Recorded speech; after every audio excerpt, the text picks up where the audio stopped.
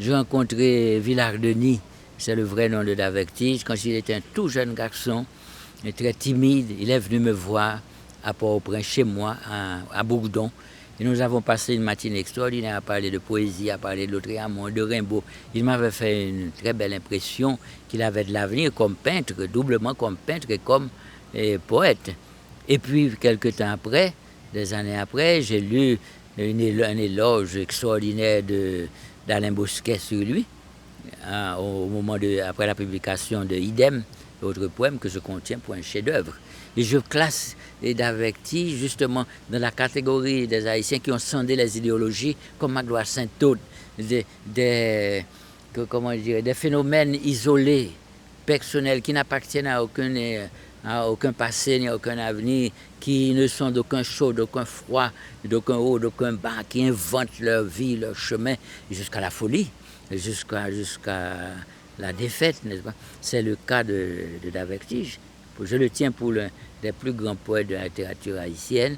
Et un jour, il m'a écrit et j'ai eu les larmes aux yeux quand j'ai ouvert l'enveloppe, parce que la lettre les caractères occupaient tout l'espace de la page blanche.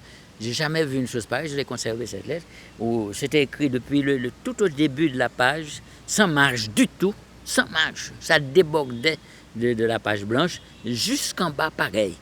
N'est-ce pas? C'était un symptôme pathologique que quelqu'un puisse écrire comme ça, s'adressant à moi avec beaucoup de camaraderie. Il m'a fallu une loupe pour lire tellement serré. Donc une parole serrée, une parole qui étouffait, une parole qui ne laissait aucun blanc dans le texte, n'est-ce pas? Bon, j'ai compris qu'il était en grave danger. Je ne sais pas si vous vous souvenez d'une revue, un magazine français qui s'appelait Tel Quel dans les années 60. Qui ne voulait pas être publié dans Tel Quel? Tout le monde souhaitait être publié dans Tel Quel. Et bien, il y avait une personne sur Terre qui ne voulait pas être publiée dans Tel Quel, Davectige. Et là, je raconte l'histoire. Marcelin Plénet, est-ce que tu te souviens de ça?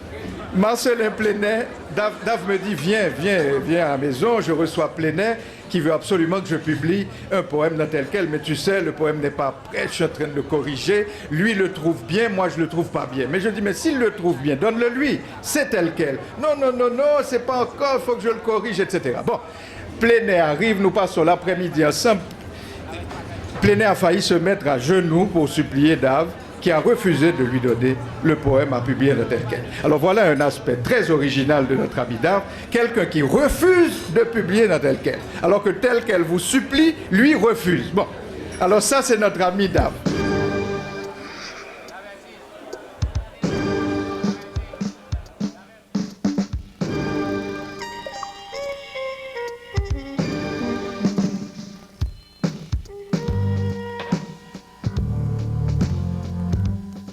Il a trouvé des fautes chez La Fontaine et Racine qu'il a corrigées. Un jour, Dave vient à la maison et me dit, tu sais, j'ai 800 livres à lire parce que je veux comprendre la première phrase de la Bible. Je dis, la première phrase de la Bible.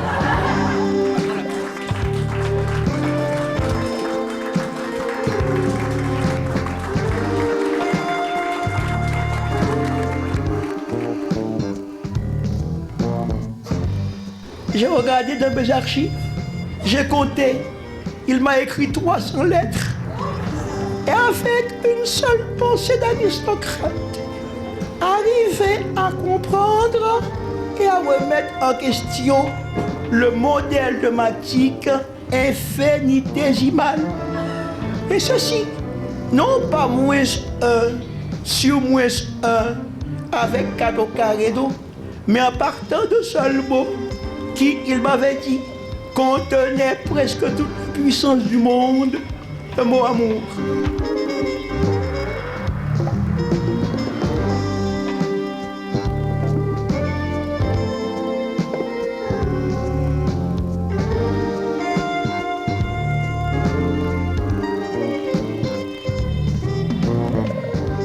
La carte s'éclaire comme ce visage que j'aime.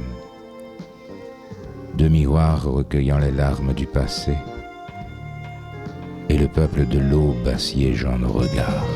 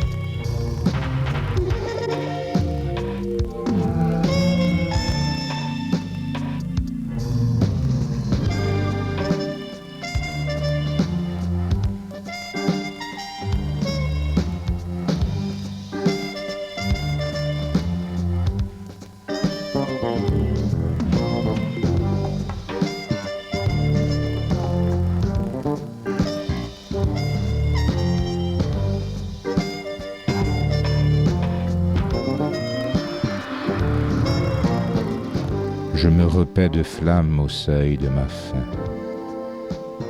Dans ma cage de fauve, au milieu des pierres, dans la cave, et dans le cœur et dans les cris attentifs, comme les bijoux en berne de la brume. Et puis le pavillon des passants sans arbre, sans raison, sa girouette enfoncée dans le sable, et la transe et les barques et les rêves du silex, et la raison que je cherchais. Je me définirai un soir, un soir, un soir.